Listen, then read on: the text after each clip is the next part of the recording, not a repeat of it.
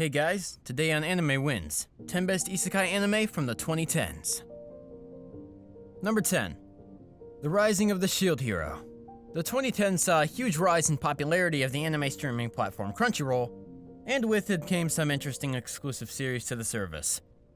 One of the most exciting and popular at the time was The Rising of the Shield Hero. The Rising of the Shield Hero tells the story of Naofumi, a young man who is summoned to a fantasy world along with 3 other legendary heroes, dubbed the Vassal Weapons. Each hero is assigned a specific weapon, with Naofumi being dubbed the titular Shield Hero. Unlike the sword, bow, and spear heroes, the title of Shield Hero carries an air of evil to the people of the kingdom. For reasons Naofumi doesn't quite understand. Naofumi's status as the outcasted hero gives the Rising of the Shield Hero an added layer of tragedy that helps it stand out from other isekai about being reincarnated as a rhetorical hero of a fantasy world. Number 9. No Game No Life. In No Game No Life, Shiro and Sora are 2 step-siblings with a serious passion for gaming. Living as shut-in neats, Shiro and Sora became well known in the video game community as the mysterious and unbeatable gaming duo Blank. As incredible as their skills in the game are, their status in the real world is less than favorable. All that changes though when they're transported to a strange world where gaming is law, and even the most serious legal disputes are solved by playing a game. There are plenty of times when Shiro and Sora's relationship borders on creepy at times, but more often than not, it's endearing. The pair work off each other's strengths and weaknesses perfectly, making all their victories exciting to watch. Even when the audience is well aware that there is no way Blank can ever lose. Another important aspect of what makes No Game No Life great is its unique art aesthetic, full of bright, neon colors that give it a distinctive style that's instantly recognizable. Also, fans have been wanting a new season for this anime for years, and I agree. No Game No Life Season 2, please! Number 8. Grimgar, A Fantasy in Ash. In a decade defined by isekai, it should come as no surprise that some great series fell through the cracks. One such series that never reached the level of popularity it truly deserved was Grimgar, A Fantasy in Ash. It's only been in hindsight that critics and audiences have picked up on how special Grimgar was for its time. Grimgar is the story of a group of students who are whisked away into a fantasy world with no understanding of why, and no memory of anything but their names. What makes Grimgar different from the plethora of other isekai series in the 2010s is its insistence on utilizing brutal realism to make its point clear. Being set to a fantasy world probably wouldn't be as great as most isekai make it seem. Haruhiro and his companions are in for the fight of their lives as they realize that even the weakest of RPG monsters are terrifying creatures whose only aim is to kill them without mercy. Juxtaposed with this backdrop of horror is some of the most gorgeous art in isekai, making Grimgar ironically one of the most aesthetically pleasing series to look at, even though it's also one of the hardest to watch. Number 7. The Saga of Tanya the Evil. There's a lot about the Saga of Tanya the Evil that makes it unique to the majority of other isekai series released in the 2010s. One is its setting, which takes place in a fantasy equivalent of Germany in World War II. Another major aspect of the Saga of Tanya the Evil that makes it different is its titular hero, Tanya, who is every bit as evil as the title suggests. Before being reborn as the prodigal military genius known as Tanya, the main character was once a businessman in the modern era. He led a life solely considering profits over human dignity until he was killed by being pushed onto the subway tracks just as the train pulled into the station. This ruthless businessman's rebirth as a young girl in a war-torn world pushed him even further into his Darwinian ideology, taking his belief that only the strong should survive. From the world of capital gains and sales into the realms of politics and global conflict. It's a premise that raises the question of whether all fascist dictators might simply be hyper-rich capitalists reborn from another world. Number 6. Log Horizon. Log Horizon is similar to other video game-themed isekai series in premise. It follows a boy named Shiroe, who gets trapped inside a game world along with a number of other players. However, unlike many isekai series that take the idea for granted, the mechanism behind Shiroe being trapped is a great mystery, and how he might escape is an even greater one. While Log Horizon can move a bit slowly at first, that's entirely by design. The series explores the parts of being trapped in a video game that many series of this nature tend to ignore. Like how people who are forced into that situation might have to learn to adapt to their new situation. Another interesting thing about Log Horizon is the mystery of the players being trapped at all, a factor that drives much of the story. Shiro is also a unique protagonist in that, instead of being a powerful hero with the classic heroic skill set, he's a master tactician who always guides his party to victory through superior strategy. Number 5. Konosuba. Many isekai series that came out in the mid to late 2010s seemed like parodies of themselves, but none took the idea of parody quite as far, or did it as successfully, as Konosuba. Konosuba's protagonist Kazuma Sato is killed in a freak accident involving a tractor. Even though he wasn't actually hit by it, he died of shock, which is hilarious. In the afterlife, he's approached by a beautiful, if a bit rude, goddess who offers to allow him to take one thing with him into his new life.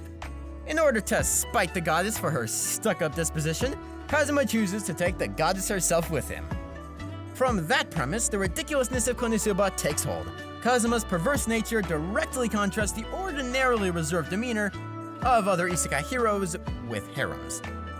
Added to that is Aqua's status as a goddess, which is often undermined by the fact that most of her most serious followers don't believe she is who she says she is. Konosuba is an over-the-top comedy isekai with endearing characters that isn't afraid of dragging the gods and goddesses down with it. Number 4. Overlord. Overlord is still one of the biggest names in anime, let alone isekai. It's a mixture of power fantasy with RPG video game tropes became a staple that is simply taken for granted in modern isekai series. In Overlord, though, it was a fresh formula, and its protagonist, Ainz Gon, has continued to keep the series enjoyable to watch into its 4th season, which was released in July 2022. The series' titular Overlord is Momunga, a top player of Yggdrasil Online.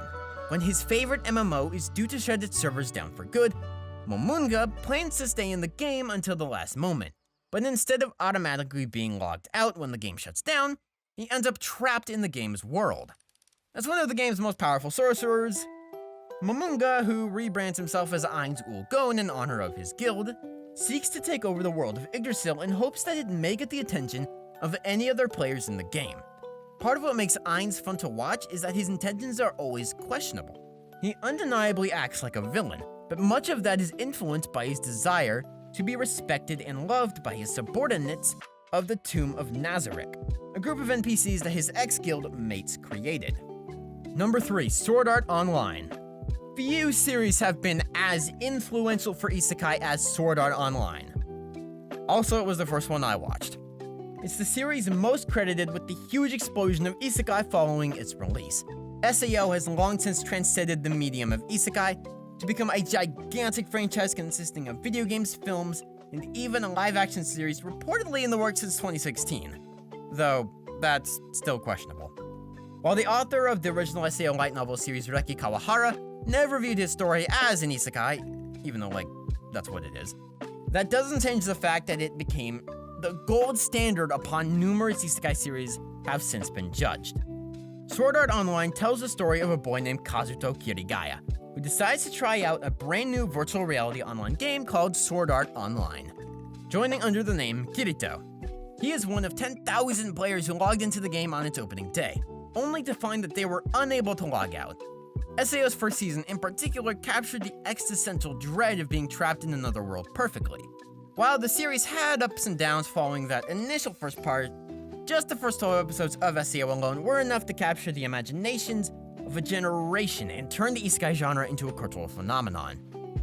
Most people kinda hate the second part of Season 1 and Season 2. I think they're alright, but if you have not seen Alicization, which is Season 3, please watch it. It's really good. Number 2. That Time I Got Reincarnated as a Slime. That Time I Got Reincarnated as a Slime was part of the huge boom in isekai anime series in the late 2010s, but it was far more than just another part of the pack. The story follows a Japanese man who finds it difficult to make lasting connections. Little changes when he gives his life to protect his friend from a crazy knife-wielding lunatic, causing him to be reincarnated into another world. As anyone who reads the title could easily guess, he is reincarnated as the lowest of fantasy monsters, a slime. Well, slime has a silly premise, which is outlined perfectly by its even sillier title, which if you think that one is long, there are way longer ones out there, trust me. Neither does full justice to what it is that makes the series so iconic. Slime made the idea of reincarnating as a strange non-human creature popular, which is fitting considering a major part of Rimuru's quest is to bring humans and monsters closer together. While Rimuru's incredible power is at the forefront, the political implications of that power and what it means for his new world are also central to the series. Few anime series do politics as well as Slime, and its status as an isekai only seems to add to that, as Rimuru carries the knowledge and values of his past life into the new world he inhabits. Number 1. ReZero. The absurd mayhem of ReZero is something that has rarely been seen in anime, let alone isekai, since ReZero took the idea of a hero getting killed and reincarnated in another world and turned the concept up to the 10th degree. ReZero tells the story of Subaru, a boy who just randomly ends up in another world, like he's standing in the street and then he's just there. He's reborn in a mysterious fantasy world, basically. This concept is quickly flipped on its head, however, when Subaru learns that he has the strange ability to be reincarnated every single time he dies. Only, this time, whenever he dies, he ends up reborn in this same fantasy world, in the same exact place and time. The strange mystery of this power quickly becomes terrifying when he realizes that there are people who are out to kill him over and over and over again. Subaru's unique condition makes ReZero a rollercoaster ride of horror, mystery, romance, psychological just craziness, and most of all, tragedy. Thank you guys so much for watching this video. If you enjoyed it, make sure to subscribe, like, and comment down below. What anime do you like? What isekais are your favorite? We'd love to know. And what videos would you want to see from us in the future? Also, if you like this video, you're probably gonna like this one too. What are you waiting for? Click it!